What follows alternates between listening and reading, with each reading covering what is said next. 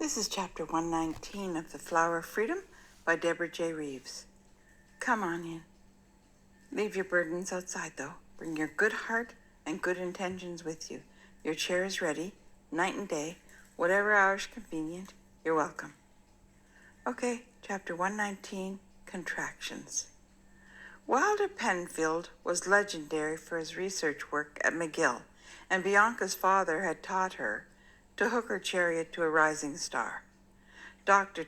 Penfield would hardly give Bianca the time of day, but she seemed to have a special link with Dr. Penfield's assistant. He was a good friend of the naked man that Marie had encountered in her apartment one morning.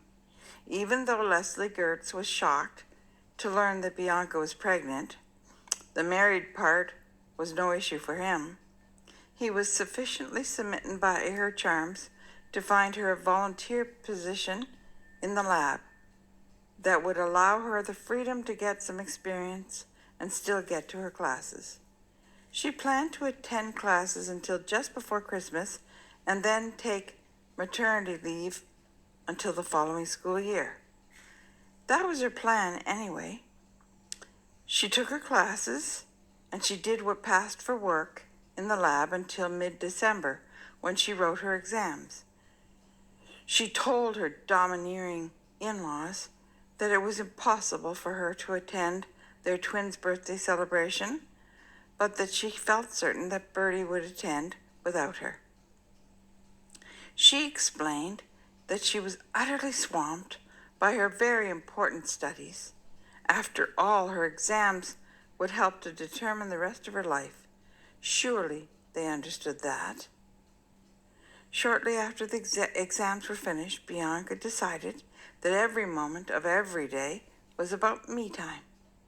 She left the apartment to shop for the baby's room, only after Colette offered to do it for her. She got a manicure while she was out, and then she went back to the apartment. It was Colette, Fan, and Michelle who actually decorated the nursery.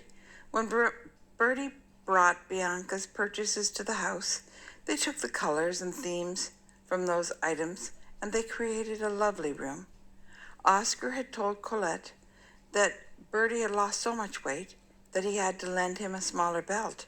So Colette risked overstepping, and she stepped up to help her son and his family. Bianca did not even come to the house to see how it was progressing. She gave Bertie a Polaroid camera and film, and she told him to bring her pictures. 5 days before Christmas, Dr. D got a call telling him to come to the hospital because Bianca was saying that she was in labor, and the nurses pleaded for him to come quickly because she was out of control. In fact, Bianca was not in labor.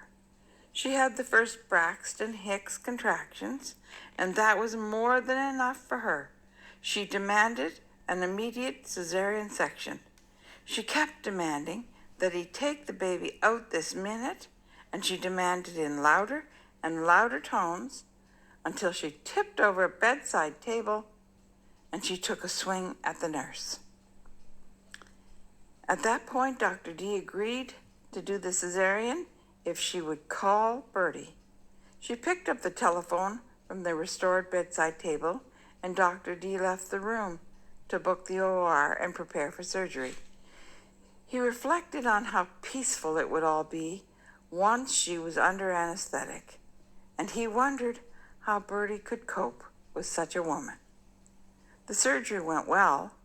Bianca was a strong, healthy woman with an iron constitution. A fine, healthy girl was born.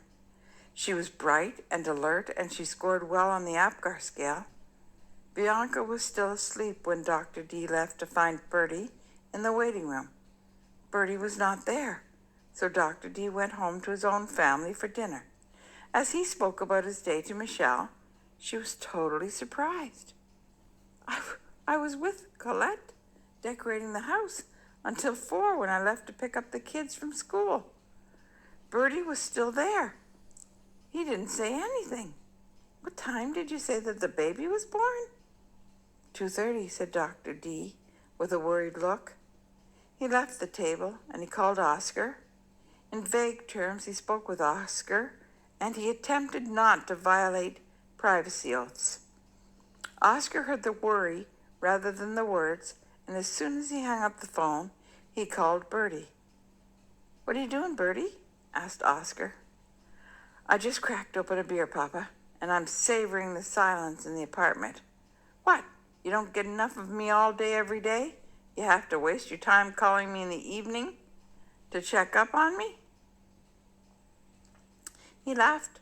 "Oh, and thank Mama for the casserole. It's delicious." "Where's Bianca?" Oscar tried to ask nonchalantly. "She's probably shopping." "Bertie, her due date's almost here. Did you call the hospital?" "Oh, Papa, you know we'll probably hear her yelling all the way to the house with her first labor pain. I wouldn't worry." "Bertie, just call and put my mind at ease. It's your role to take care of her." After hanging up from the call with his father, Bertie sighed. He looked up the number for the hospital in the directory.